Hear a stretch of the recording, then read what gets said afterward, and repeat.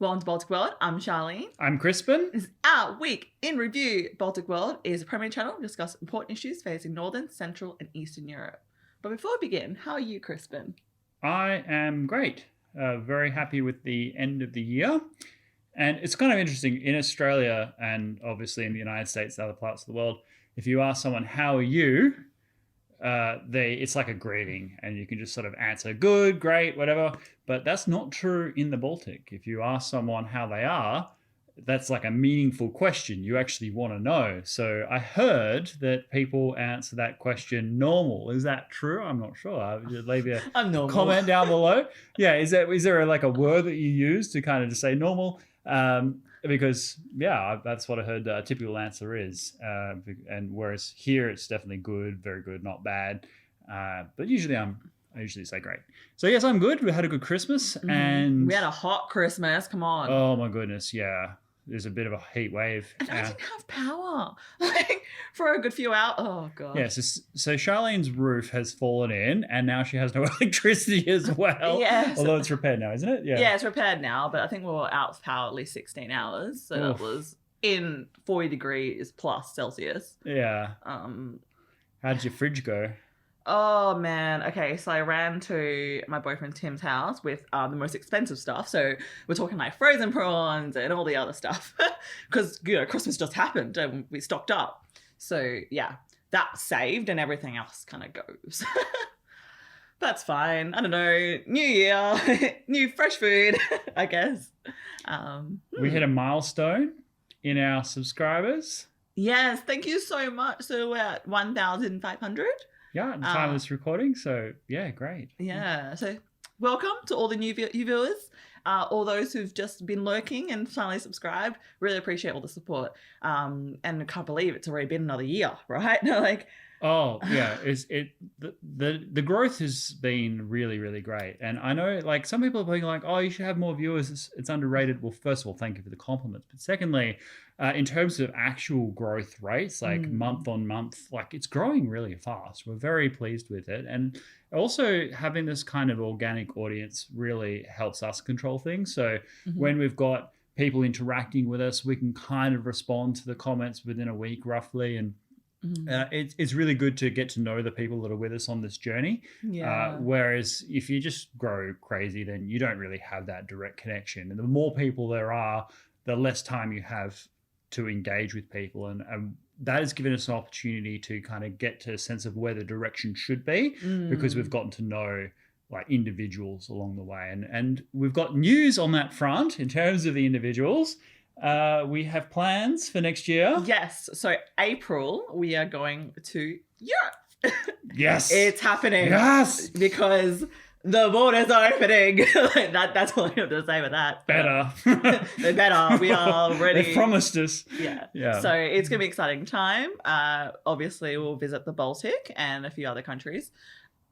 Yeah. So currently, we'll be going to all the Baltic. So Estonia, Latvia, Lithuania, Poland, and if there's any place that you really recommend we must get to, please leave your suggestions because we're nailing out the itinerary at the moment. We'll be going for about a month, and so we will have a time to get to most places, not everywhere, but some places, and we've got some fat built into the itinerary as well. So if we need to change things out, we can. Yeah, I'm really looking forward to going to Trakai and finally seeing that castle because I see that castle beautiful. Everywhere. It's a gorgeous castle. And it's also a gorgeous setting. Like it's wonderful lake, just a very pleasant place to be and a wonderful time of year. So April, obviously the spring, all the flowers, all the ice is melted and all animals coming out to play. So yeah, really looking forward to that. Yeah, Trakai Castle, very nice place. Yeah, so if you see a Asian Australian just being like, this is amazing, it might just be me. For sure. Just stick out a little bit. Yeah, and hopefully we'll have an opportunity to meet some of you guys that are living in those places. It would be a really great opportunity. There's also some other content creators who kind of travel through there. We'll reach out to them, see if they want to meet up, share some experiences and their understanding of what it's like being sort of an expat in those places. And also for us to, we've got the drone which you saw in the Christmas video. The reason we got the drone is so that we can actually take footage and create our own footage in that region. So we won't just be sticking in the major inner cities. We'll try and get out to places where we can use the drone, get some forest, get some nature, get some ruins, and be able to have a kind of a B-roll for like a footage to carry us through the whole next year. So we can continue to promote that region wherever we happen to be. Yeah, exactly. And I also bought a gimbal, which you haven't figured out how to use. It's a delicate machine. It's a finely tuned bit of engineering. It looks great, and it's got amazing features. Very well built, very well designed. But it'll take us a while to get it to work properly. Yeah, but we'll have some blog style and again creating some content for us to. Yeah, I can't wait to make some good B-roll because there is B-roll available on the internet, but not featuring that region. I don't know. I feel like it's not doing it justice. So yeah, maybe I should put that in the itinerary. Like we'll have like a few days, maybe one day in each country, which is just filming, going out and getting footage in various cool places. So that'll be like day trips, excursions, because I haven't actually done that. But anyway, so we're getting excited about it now. So we'll have flights booked very soon, and it'll all be rock and roll. It will be. So your Christmas was probably cooler than mine. Well, it was interesting. I was invited to an orphan's Christmas. I'm not an orphan, but my family is separate from me right now. We've got very strict internal borders. We're not able to travel even within our own country. It's quite restrictive due to, of course, the disease. So a friend hosted a lunch and me and a bunch of other people went to that, and it was great food, great environment, really fun people. But I was greeted at the door by her mother, which is lovely woman, but obviously took away from the whole orphans thing. So I was like, this is not as sold, but no, it was very nice and obviously a lovely lady. So it was great. And then I had friends over yesterday for kind of a pool party and typical barbecue. Very necessary weather for that kind of thing. Also looking forward to New Year's Eve, where another one of my friends is combining his housewarming with a New Year's Eve party. Oh, that's fun. Yeah, so we went over and helped paint his place like a few weeks ago, so I've already seen it. He's there with his wife. It's a great place for entertaining. He's got this pool in the backyard, and it's got all these like palm trees. The house is blue, so the people that owned it previously turned it into like a house that looked like it was from Bali, and so it looks like a holiday home. It's just in the suburbs, regular house in a suburban area, but they made it look. They even gave like different rooms names and stuff like that.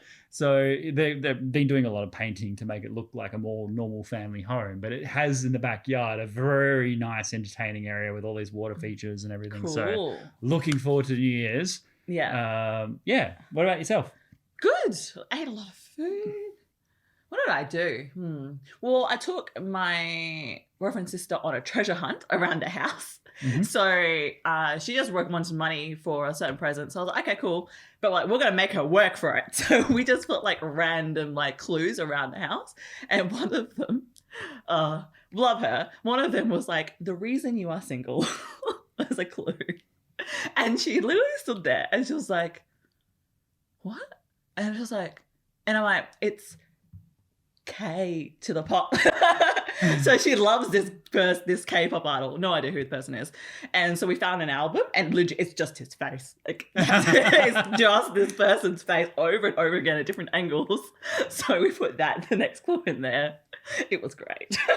Good time. And then, because it wasn't hosted in my house, thank goodness, we could use some of the people's aircon. And just had a feast, a ball.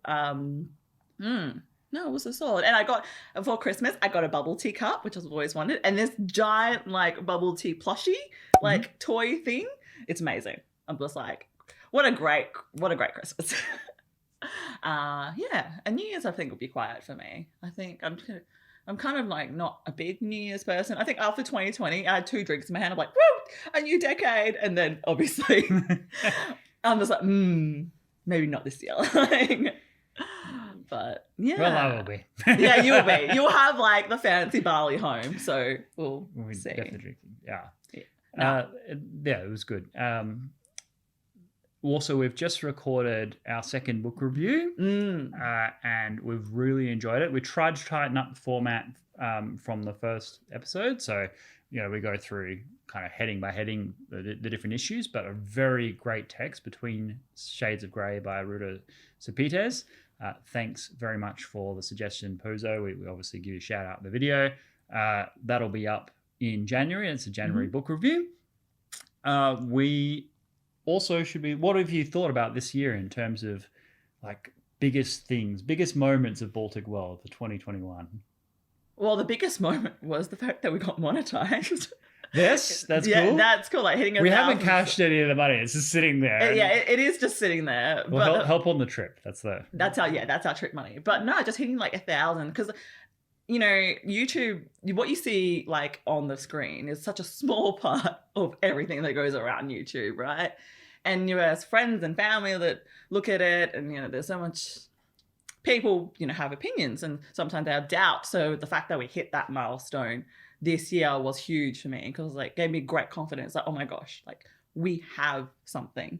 Yeah. Now, by the way, the money is like nothing. It's not. It's not. Oh yeah. It's not. Even quite yet self-sustaining in terms of how much money we put into the program. But the thing is, it's continuing to grow, and hitting that threshold, as Charlene says, is such like a key milestone. It's sort of there's this validation with other people within our own selves that there is a sufficient number of people that like and value the content who clicking subscribe for YouTube, and Charlene talked about this herself. If you click subscribe on like another social media platform or whatever, it's almost meaningless. You may never go back to it again. Yeah. Whereas clicking subscribe on YouTube implies that you want to support that content and that platform. And some people have even taken the extra step and supported us on Patreon, which is amazing.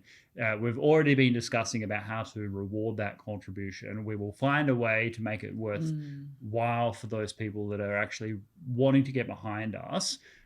People have sent us a couple of messages on Patreon. It's great. I've been trying to get back to those straight away.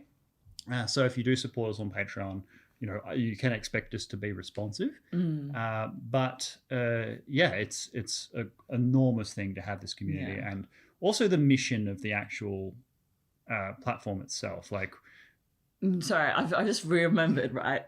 I don't even know if that is the biggest thing here in 1,000 or the redirecting to Baltic World. I should have just mentioned that. Yeah, just calling it. You've taken what I was going to say.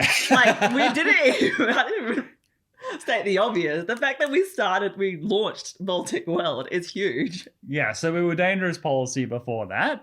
And then we were like, no, let's just focus on this part of the world. It's underserviced.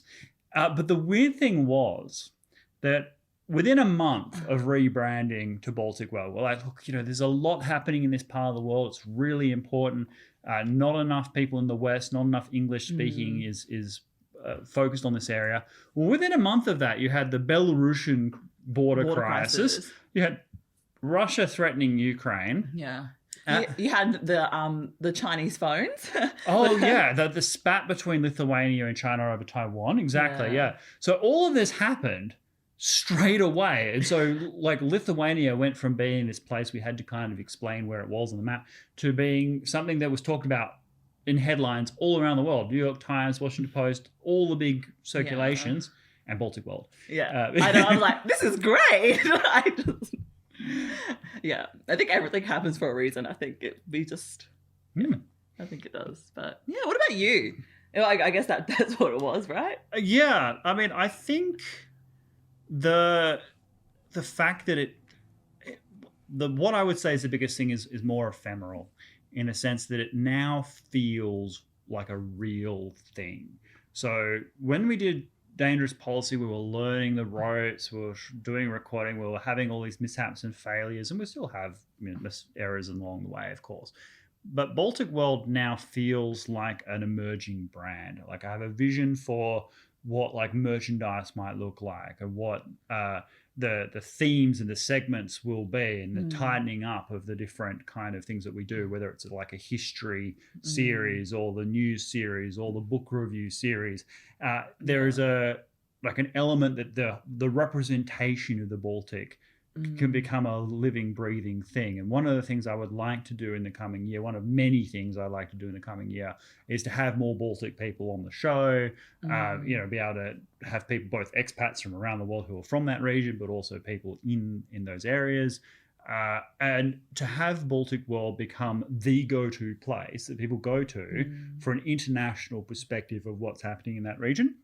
And before it seemed like a pipe dream, but now it feels like a real thing, like this is the direction we should go in. And like to solidify, because we can come up with different projects now, I feel like before Danish policy was like, there's just too much. Like there's American, US, and there's China, and there's this and that. With the Baltic, we're like, well, yeah, we can do this history video, and then we can talk the language, and then we can talk about this different cultures on this platonic night. So no spoilers, but yeah, and like different novels and games, like there's a lot. We have a lot of coals in the fire now. Yeah, a lot of things that will come in the next year that we've just been experimenting with this year, but next year really takes off. And also the mental prioritization. So it's always been something that we have made an effort to do. Charlene and I have worked on this project for a long time now, and we've dedicated time to do it. That is a significant chunk. But there was always this, is it just for now? Where is it going? Not really sure. Whereas now it feels like, okay, I'm willing to make sacrifices in other parts of my life to prioritize Baltic World, because I think Baltic World matters and adds value. And for that reason, it occupies like a new space. So that's the biggest change that's happened for me this year with the project. It's gone from a thing that I do because I enjoy it and it's fun and I'm learning, to something I'm committed to. And that's a mental shift that I'm really happy with. There's a maturation that goes with that mindset shift. Speaking of the region, I just want to know, in your opinion, is Russia going to invade Ukraine or not? Wow. Like $1 trillion question, yeah. So there is arguments on both sides, and I'll lay it out as quickly as I can and then give a view. The argument that Vladimir Putin is going to invade Ukraine, and a lot of watchers of this region are now of that view, say that, they've been amassing not just 100,000 troops now, but they've been continuing to amass those troops, even in the intervening weeks, even after the negotiations with the Americans and Biden. Those troops are still being pushed there, and you can't keep them there forever. Like, it costs a lot of money to assemble all the arms and troops and munitions and fuel and all of these things in one place and sustain them and support them with logistics drawn from all across Russia. If you're not going to do anything with them, that just seems bizarre. So just the sheer logic of that. Also, there is a view that invading at the end of January or mid-January is an ideal time, that Europe itself is quite divided on the issue, that it's the coldest time in the European climate, and therefore the dependence on the Russian gas is maximalized. So there'll be a reluctance among the Germans and others to impose heavy costs on Russia because they won't want to make their own people suffer. There'll be a temptation, if the military aims are limited, to sort of east of the Dnieper River, for Western Europe to get involved. Also, you can look at the reaction of the Americans and the UK, the two most powerful kind of countries that are adversaries of Russia, that are most able to defend the Ukraine, provide military assistance. Well, both of those countries have ruled out sending troops to Ukraine, which can only embolden Russia to say, well, we're not going to be facing off against major military rivals, even if those countries do supply Ukraine with upgraded military gear.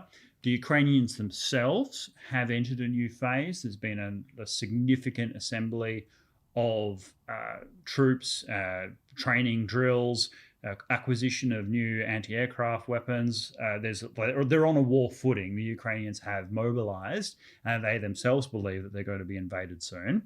There's also who's supporting Ukraine's military? The arsenal? Americans are providing increased military upgrades, and the funny thing is, despite the criticisms of Trump, He was the one that provided Ukraine with military equipment for the first time. Like this is something Obama steadfastly refused to do. He didn't want to provoke Russia, whereas Trump provided Ukraine pretty much whatever they asked for. And so now it's just a matter of leveling that up. There was military advisors from the United States analyzing the anti-air requirements that the Ukrainians have, because that will be the biggest deterrent, because any initial invasion of Ukraine will likely begin with a major air campaign. And the thing with the air campaign is that can happen at short notice. You don't assemble all the planes in one place. They can fly in from other places. So you don't really know what military assets are going to be used for that initial airstrike. But if those planes got shot down, if they were unsuccessful in significantly degrading Ukraine's military defenses, then that would be a significant deterrent for the invasion. So that initial air assault will be critical, and thus having capable air defenses for Ukraine would be a significant factor in whether or not it turns into a larger conflict. But yeah, the US is providing military aid, and so is the UK. Like, these countries are providing support; they're just not providing troops. They're not putting their own skin in the game, if you know what I mean. Other arguments in favor is that Vladimir Putin is approaching 70. He is near the end of his stewardship of Russia. Regardless of whatever the constitution says, just sheer life and mortality. Successor? No, there isn't, and he needs to set one up. And he'll have various criteria in mind for doing that. But the restoration of the Russian Empire will be one of Putin's clear goals and legacies. And so reincorporating those areas of eastern Ukraine that are predominantly Russian speaker into the Russian Empire is a clear goal for Vladimir Putin, to prove himself to be a great Russian leader. And as such, is likely to do that. Also, just the political paralysis that exists in Washington, the fact that the midterm elections are coming up, Biden is historically unpopular, very likely that the Democrats are going to suffer staggering defeats in both Congress and the Senate, means that focus on domestic politics makes it an ideal time for Russia as well. And so when you've got a sense that the military response is going to be limited, you've got the troops that are being mobilized, you've got the fact that there's the gas supplies that Europe is dependent on, Vladimir Putin thinking about his succession, all of that gears towards conflict and what Russia thinks it will get out of invading eastern Ukraine. There is something that sits on top of that, which a lot of the analysts have missed, and I think is actually the strongest argument for why we are almost in war. The main reason is to follow the money. The Americans and the Allies have said that if Russia invades Ukraine, they will massively sanction Russia's economy, including disconnecting Russia from the SWIFT system of electronic transactions, which will paralyze international purchases from Russia. It's never happened before, but it's not to say that it couldn't happen. And I think that many people in the West would try. If they were successful, that would mean that purchases in rubles could not be converted to foreign currency, making the ruble essentially worthless. Now, what we have seen in the past few weeks and months is a massive onshoring of foreign capital to the ruble, and then the reconversion of that into the Chinese yuan. Okay, so in other words, if you get disconnected from American banks and so on, whatever, the money's in rubles, and if you get disconnected from rubles, that's okay because the money's in Chinese currency. Right. So there is a strong belief at the senior levels of the Russian leadership, where all of this money is flowing, that something big is about to happen. And that could just be caution. Like, it could happen. They don't want to be caught out. It could just be a snowball effect where some people see the money move and they all follow suit. But really, I mean, that's a significant shift of capital. And putting it in that kind of safe haven would imply that the risk of invasion is extremely real, if not imminent. So what do you mean? So they're converting their money over to the Chinese yuan? Essentially, to, yes. to preserve their economy. To preserve their own assets. Preserve because their own if they could be frozen. Like if they're in American banks, they lose all the money. Yes. If they're in rubles, they can't spend it on anything. Spend, so they put it in Chinese currency. So they can continue to spend. Right. Okay. So then, what's the implication that perhaps they won't invade? Well, there is a possibility that Russia could get what it wants just by making the threat. Mm-hmm. They have proposed a treaty to the Americans, a formal treaty that would, with a list of demands. Now, people in the West have said, oh, these demands are totally insane. They will never be accepted. They'll be dismissed out of hand. I, as Put said in my last video, am not so sure about that. I think these demands are something that a country that is desperate for peace with Russia might actually accept. And so, for example, the Americans do need to focus on the China challenge. They need air assets, they need submarine assets. They're focusing on Taiwan. That's where their military priorities are. They don't want to be embroiled in a conflict in some other part of the world, least of all with Russia. Yeah. And not only that, they want Russia to be teased away from Beijing. They want to bring Russia into their orbit eventually. And therefore, having a stable security relationship with Russia, even if it compromises the interests of other allies, may be something the Americans attempted to do. And then if you add to it the temperamental weakness that comes with the Biden administration, just generally speaking. Is there a relationship with Russia at the moment? Like, and the current government in the US? Like, is there an existing relationship or is not really? No, well, they've been talking, okay. But it's been frosty. Sure. I think, and I'll give Biden some credit in that they were strong on Alexei Navalny. So the opposition figure, when he went back to Russia after being poisoned with Novichok, went back to Russia, was immediately imprisoned. Biden did threaten Putin that if Navalny dies, the consequences would be grave. And I think that's kept Navalny alive. I mean, just the other day, another journalist fell out of a window in Russia. And so we're seeing, like, most opposition figures do disappear in Russia. The fact that Navalny is still alive must be as a consequence of American threats.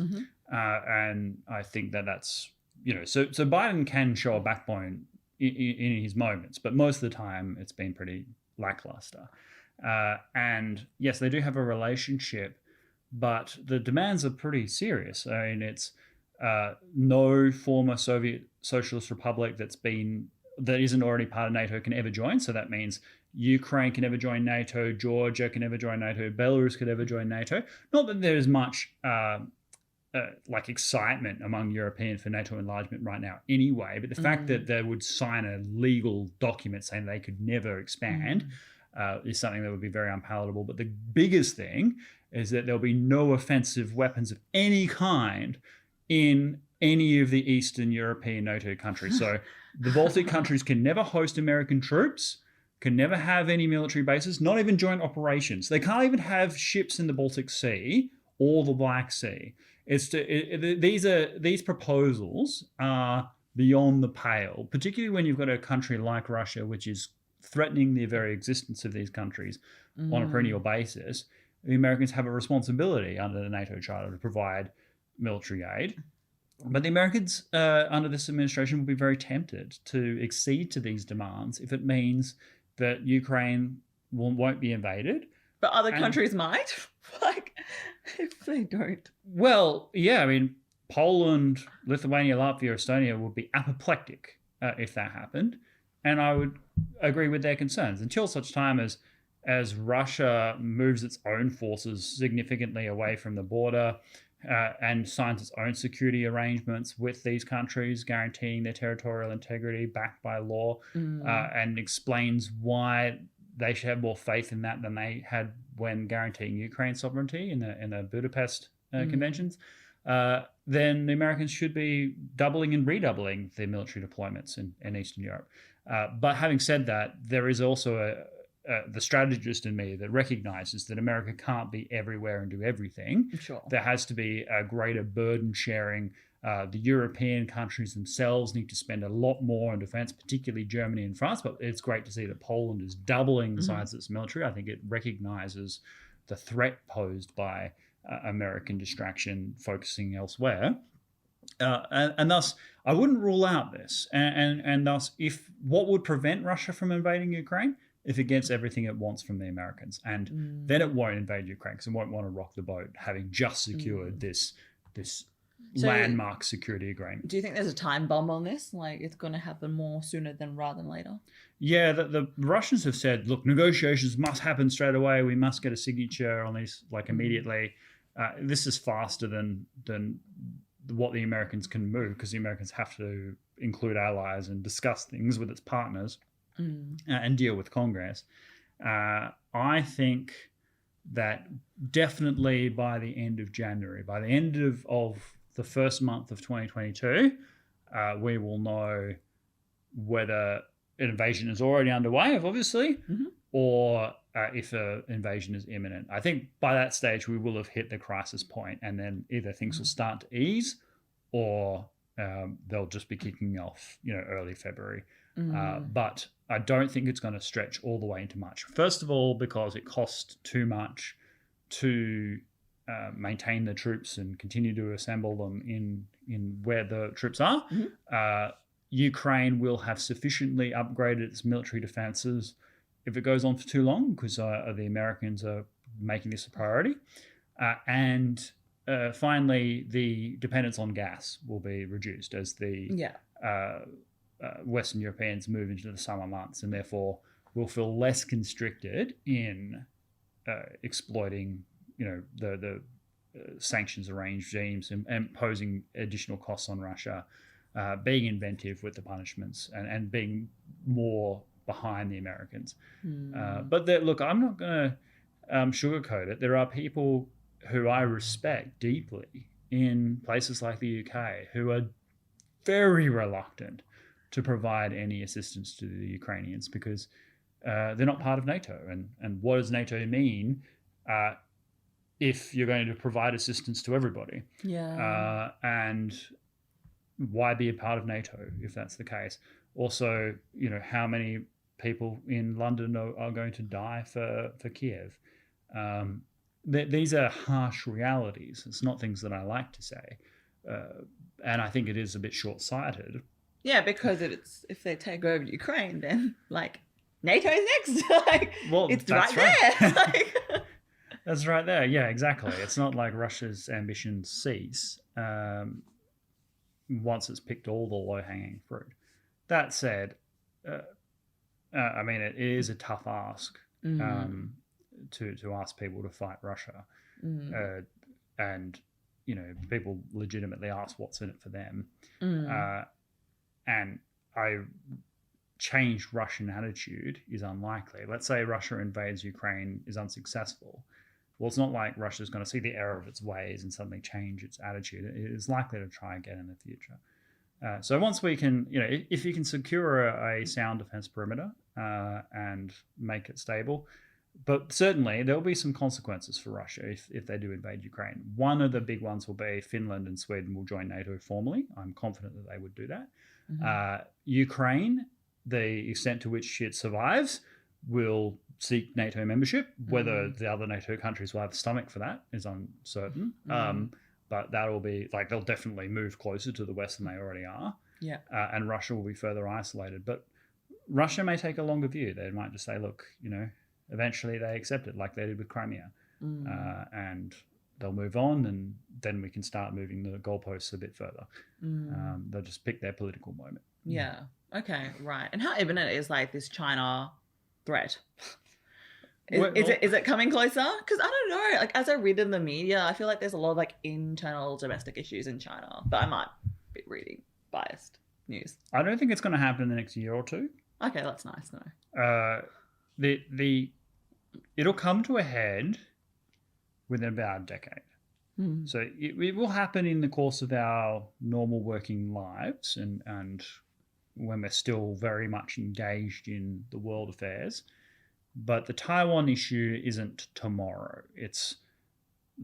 China's longer term strategy, but not so long term that it's beyond the horizon. This is very much in strategic timelines, a blink of an eye.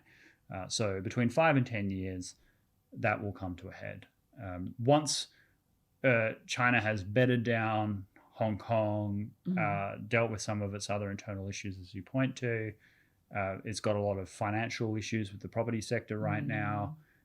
It's also got to, it'll be watching what happens in Europe with great interest in terms of what the Americans' response is to Russia. And then it'll make a play for Taiwan around 2030. Speaking of property, right, what I learned a couple of weeks back was you can buy digital property.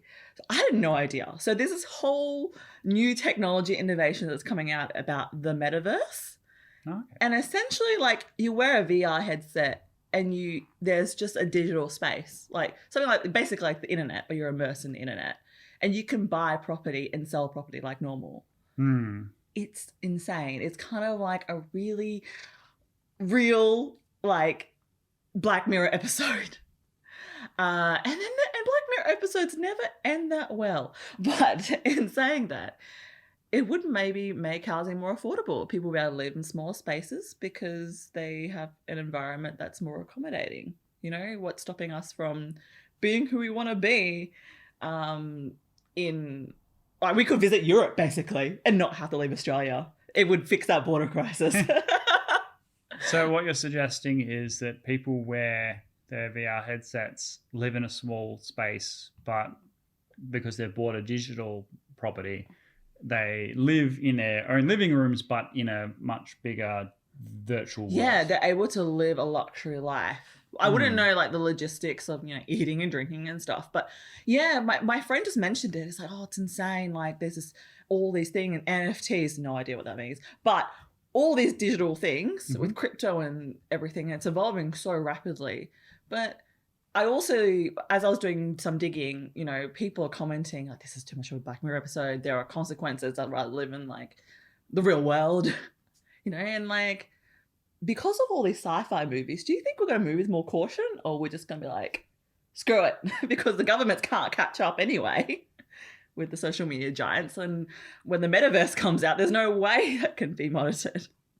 Okay, so, well, this is a really big topic and really interesting, and I'll have to think about it on the fly, but if we define what we think the metaverse is first, and then we can describe. So, as I understand it from what you've been saying, because I haven't researched it closely, is that you create a sort of secondary world that is, instead of being in the real world, a digital world where all possibilities are endless, and that world has its own economy and its own ways of doing things, and you can effectively live a digital life in that world.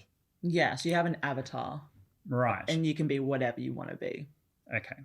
So I think, well, I mean, first of all, that's the plot of Ready Player One. Okay. Where basically the world is a dystopian world. There is massive disparities in wealth inequality, and most people are living in abject poverty in junkyards and so on. But they have a headset, they can get home and they kind of get in this sort of booth thing, and they can live out their lives in a digital environment, essentially. And so Ready Player One is kind of off that, but it's aimed towards a younger audience. But it does speak to those kinds of futures.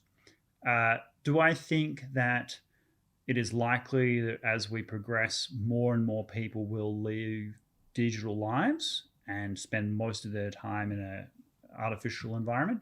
I think that is incredibly true. Yes, very likely, because most people today experience a degree of ennui, a degree of existential angst. We have more depression and anxiety and disconnect than we ever have before, and people are more addicted to social media and the internet, and they're raised on it now. So the mobile phone is something that most people know where their phone is at any point in the day, and is essentially an extension of their own body. So they're already part of themselves living in a digital space. Yeah. This is just to extend that further. And it's already happening with like video games. Think about it, right? There's like a whole segment of VR video games where people spend hours and hours online talking to their friends via VR. Like it's... Yeah, exactly. And this reminds me of Palmer Luckey. This is a name you may not have heard of. Palmer Luckey is the inventor of the Oculus VR headset that was purchased by Facebook for about $3 billion US. Now, he is a very interesting character. So Palmer Luckey is a young man, still very much in his 20s, one of those absolute crazy geniuses. He wears Hawaiian shirts and just wears sandals and potters around. Doesn't look like he has a lot of money at all. That makes a cool $3 billion. Okay. He does. And then he was working for Facebook on Oculus, but then was fired. He had a bit of falling out with Zuckerberg, and he doesn't talk about it, but it's clearly a personal issue. There is speculation that because Palmer Luckey donated to the Trump campaign, he was fired for that reason, but that's just speculation. We don't know. Palmer has now gone on to create what's called Anduril Industries. It is the largest new startup capitalization company in the world, in the sense that he's created what's called a unicorn, a $1 billion capitalized investment company, just out of nothing. Okay. What does it do? Yeah. He makes AI technologies for America's defense industry. It's a defense company. And he is the only one making super advanced AI systems, and I can think of things that he would be doing for the US Department of Defense and its allies. There is one product that I know of that's already in the public domain, which is its Sentinel Tower, which tracks all items that are traveling within a 2-kilometer radius of this tower. It's a small tower. Anyone can pick it up and run and dump it anywhere. And anything within a certain radius, I think it's about 2 Ks, is detected, tracked, and then identified using AI. So if it's like a bird, it'll detect that it's a bird, tell you what type of bird it is, where it's going, etc. And then it can network with any of them. So you can just get one tower can operate independently, or you can put a whole net down of these towers, even little rocks for small radius, and then it'll create a 3D space of that entire area and track every object that's coming through. Unsurprisingly, thousands and thousands of them are at the US southern border now. And there's discussion, perhaps putting on the Belarusian border as well. It's a super advanced sensor detection grid, essentially. Sure. Now, there was a space available for him to jump in because Google famously refused to work with the Department of Defense. And also refused to work with certain agencies, such as the border guards, right? And what Palmer said was, why is it that China and Russia, if they have private sector talent, the government can simply acquire it, right? The government can just say, all right, you're working for us now on this project. Whereas these major tech giants are not willing to cooperate with their own government to provide security. So he created this industry, and now it's just sucking up all the contracts because they're willing to work with them. Now, of course, this all started under the Trump administration, but Anduril Industries has continued to grow under Biden. But Palmer Luckey is now part of American political royalty. His sister, Ginger Luckey, has married Matt Gaetz, potential future presidential candidate, member of the Republican Party, I think he's in Congress, very influential political figure. Wow. So this is all happening rapidly. Now, the reason I say all this when we're talking about the metaverse. Yeah. Why are we talking about this? Well, first of all, it was an interesting distraction, but he's clearly that visionary type, right? And he created the Oculus knowing the way we would go to live our lives. And to hear him talk about it, it's like not like Facebook talked about it. It was about, like Facebook says, oh, you'll have more immersive gaming, or you'll be able to do more stuff. Yeah. Whereas Palmer's like, no. At some point, everybody is going to have this all of the time. And what he was going to do was make it comfortable, easy, immersive, so Yeah. as that, because until that time people didn't have much faith in VR because it's bulky and painful. He was like, no, we can make this like your glasses, right? Yeah. And so he had this awareness of where this was all going, which is why he made such a fortune in an incredibly short space of time. So if you want to know about the direction of VR, look up interviews with Palmer Luckey when he's talking about it, because he explains it extremely well. On the metaverse type thing, yes, I do think we will be living second lives through our avatars in that way, because most people are unhappy with the way they look, their career aspirations. And people are kind of really doing it, right? Like on social media. I mean, like they have to face their reality, but like we technically all have an avatar online. Yes, we do. There is a persona. And in fact, our persona differs between platform.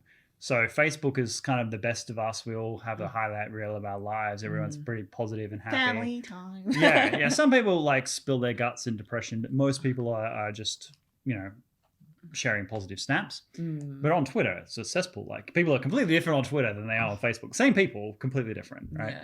Yeah. And you could say, similarly for Instagram and so on. Different platforms have different aspects of ourselves. If we could have a whole second life, then we would be very tempted to do that. And one of the things that people psychologically externalize problems to a huge degree. So if you aren't getting where you want to be in life, if you feel like your windows of potential are starting to close, if you think that you're like of a certain level of intelligence and capability, but you've only achieved this much, then the temptation to find other avenues of achievement and success is very great. I mean, one of the things that I really love is Vampire LARP, and I'll talk about this in another time, where you dress up as a vampire and you act it out. Now, I haven't played that in a while, but it does attract people who have, let's say, mental issues, right? People who have not necessarily achieved in the real world what they can achieve through this make-believe character. Right. And having a digital space with like a digitized economy and so on. Make it as real as it can be. Yeah, but where you can live your fantasy, where you can achieve what you think you deserve to achieve, but through this character, would be great. Now, I can see a range of problems, but the funny thing is the problems that I foresee are not even, and I'll stop talking a bit, but are not even that it's bad for people. It's who will be controlling the metaverse. So if we think about the cancellations, if we think about the way people are censored and silenced, the way certain information is preferenced by algorithm already, do we really want Mark Zuckerberg to be controlling like the new reality?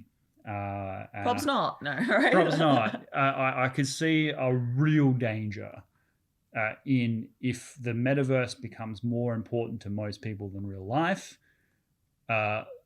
The dangers of that ecosystem. And that's the thing, right? Like in the real life, we're governed by government. Like we've got laws and policies, and because government moves so slow, like even like in the public sector, some people aren't on Office 365. Like that's how slow we're moving. Like it could go out of control, and that's my biggest fear. But I don't know. I don't think I think there's not going to be just Mark Zuckerberg in this space. Like I don't like unless he just eats up everybody, all the other brainiacs in the world to create the metaverse. It might just be like kind of like the internet, like it's free flowing, and then we'll just have to reactionary build things around it to mitigate issues. No, I hope so. I don't think so though. I don't think so though. But I don't think so. I think because it's driven by the tech sector. Yeah. So the internet was something that kind of just popped onto the scene, and it wasn't controlled by anyone, and it was specifically designed not to be controlled by anyone. And yet, it eventually got dominated by a precious few. Whereas now, the metaverse is being created by people who will have the control built into it. Yeah. So it's not like some crazy genius in their attic somewhere is gifting it to the world. It's not like the creator of Bitcoin, who nobody really knows anything about them. It's Mark Zuckerberg designing in his own commercial investment the way this will work. And, you know, I don't like...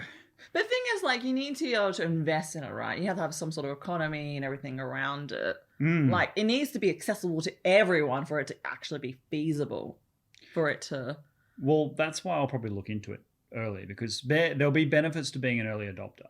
Oh, yeah, real estate. It's going for millions. But apparently it's going to be worth billions one day. No idea.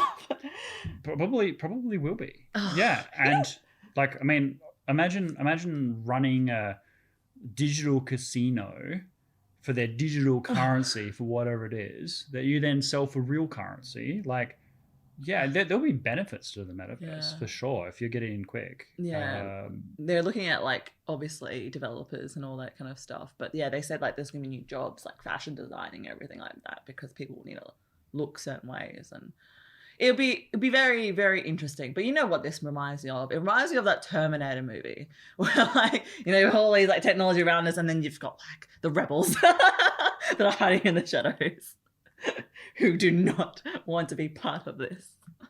But you also made a mention of earlier before Free Guy. Yeah, what were you going to say about that? Oh, well, so Charlene mentioned just before filming that we would perhaps discuss the metaverse, and I didn't know anything about it, but I knew that Free Guy was something I'd seen recently where people are living out their lives in this digital world. And it's true that one of the advantages of living in a digital environment is you can kind of play out fantasies that you can't do in the real world. Another example of that would be, what's that television show where they're all cowboys and there's got the black hats and the white hats and there's all these cyborgs. Black hats and white hats. It's not like a Doctor Who thing, is it? No. No. It's not. It's like there's a couple of seasons. It's a show that started off strongly and then fell off a cliff. Cool. But anyway, it's basically where people can pay money to go to this place, and there's Westworld. Yes.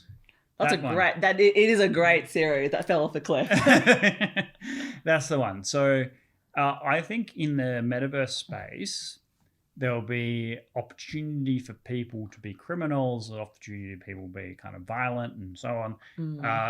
And they'll be able to do it in a fairly realistic kind of way. I mean, Free Guy is clearly based on a kind of Grand Theft Auto style model, but with full immersion. And they will continue to make the AI increasingly convincing so that people can psychologically feel like they're actually carrying out these things without doing them in the real world. Now, the libertarian in me doesn't have a problem with this as a rule. Like, you know, if I play Dungeons and Dragons and I play an evil character and I, you know, decide to burn the village, well, I don't have a problem with that, right? Like, no one is getting hurt. These are make-believe things on bits of paper. Yeah, all NPCs. Yeah. All NPCs, and so on. But when you have people who invest their identity in a secondary world and most of the interactions are with other people, then those kinds of crimes will take on a different meaning, and eventually we'll have discussions about that. Kind of already has started there. Like, it started like this whole AI and like immersion experience has started with just like an amusement park for people to experiment and be who they want to be. But what you're saying is it will eventually evolve. People will take it on more seriously. Yeah. Now, here's the danger, I think, for people. Aside from the governing side of things, which I think is by far and away the biggest threat, but for people on an individual level, when you make an avatar, it's not for most people making something that they're just interested in, right? They just find kind of cool. What people do is they project. People have a perception of who they are in their own mind. And a good way to visualize this would be, imagine you had huge amounts of power, right? Imagine you are a super wealthy, super influential person with like a country or whatever it is, like whatever it is that's like powerful in your mind, okay? And the sort of person you would be in that situation. So you have an image of who that person is and what they would do. And so when you make the metaverse and you make an avatar, you will project that image onto that being, right? It doesn't describe the reality of it. It's just your image of what that person might be. And so you are living a fantasy in this metaverse world. It's not like you're living a second life where the day-to-day troubles of, you know, work and being stuck in a place that you don't like and a dead-end job or whatever are not there. It's not just an escape, which itself is bad enough. It's actually people investing their identity in this other being. Right. And I think this is very true in the vampire LARP world, where people get absorbed into their character and they forget who they are in real life. And I mean this seriously. Like they have a being that has all this power and is super influential and does all these things and lives a really exciting life, and then they've got their own life where, you know, they're overweight, depressed, anxious, not doing anything, you know, not avoiding all their responsibilities. Right. And I think that the metaverse will allow that on a societal wide scale. So you're saying that, like, because it's so immersive and it's so easy for people to take on a different identity, that they'll neglect themselves, their true self. 100% they will. I mean, we do that with mobile phones. When I think of the vampire LARP people, there are two ways that people get, two conditions you have to be drawn to it. One, you have to be introduced to it. Like it's a specific interest. Not everyone knows anything about it. So how would they ever play, right? So you have to be introduced. But secondly, you have to have the mental proclivity to be interested in that. Now, there are a minority of people that are psychologically healthy that are just kind of doing it because it's a fun game and they enjoy it. But a significant proportion, I would say a majority, have identity issues, psychological issues that they are trying to escape or project or have an outlet for, that separates them from their own lives, and those things, that energy should be invested in making their own lives better, but instead of being projected into this fantasy. Sure. In a metaverse, I think there is a two-way street. If you create a avatar and then you over time transfer more and more of your identity into that avatar, then you do create some of those underlying psychological issues that cause people to do that in the first place. It becomes self-sustaining. So not only does it attract all the vampire type people who have those issues to begin with, it creates those issues for people that otherwise would have those feedback mechanisms. So say, you know, when my friends say, look, you know, you're putting on weight, you're eating too much, I respond to that by changing my behavior. I try to, right? Whereas if my response was, I'm going to stop listening to that stimuli, or I'm going to ignore what I look like and I'm going to make myself thinner in my avatar, then I have reacted to that stimuli, but I haven't reacted in a way that's made my own life better. I've reacted to it in a way that makes the problem worse, but projects an image of ideal perfection. And so this metaverse could become very dangerous psychologically for society if done on a societal wide scale, which is certainly Mark Zuckerberg's ambition. Yeah, true. I mean, the only positive I can really see is, you know, it can have like less environmental impact, use of less resources. People are just like using up less stuff because they don't need as much anymore to entertain their lives. Like you could work in the metaverse technically, and not have to move anywhere.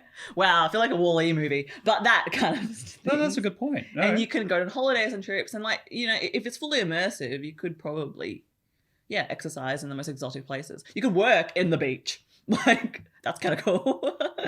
Yeah, if you get a new table for your metaverse house, you're not chopping down any trees. You're just inventing something out of digital space. Yeah, digital space, and like we wouldn't need such a, you know, big house per se, and it could be more affordable. Not sure, just because when I looked up like currency metaverse, like it's millions they're saying at the moment. So yeah, we'll see. So what do you mean millions? Like they're just like auctioning off like spaces in the meta. I don't know how to do it. I was like kind of scared after I learned that you could even do it in the first place. But yeah, they auction off millions and to buy real estate in the metaverse and be first in. Yeah. Okay, I'll check it out after the video and have a look and see, because I know nothing about it, but I understand the ambition. I can understand the mentality, and Yeah. I won't lie. Like if I was in Mark Zuckerberg's shoes, and I could create like a new reality, and I had that power, why wouldn't I do that? Yeah, You know? and it just like revolutionizes like entertainment as well. So they're saying, you know, was it Ariana Grande? One of the lead singers like already had a concert in a game, right? So if you had the metaverse, you wouldn't have to move anywhere. Like you could go watch a concert, buy a ticket, get front row, and just see your favorite person. Like it's fully immersive. Like why wouldn't you do that? You know, COVID has crushed everything. Like there's an avenue there. Yeah, there's a lot of potential, right? But I think it's like then there's a lot of like ethical issues that haven't been explored enough. That we'll still kind of have to try swim through. But yeah, anyway, let's finish off on a lighter note. Mm-hmm. New Year's resolution. So this is coming out just before New Year's. What are your goals?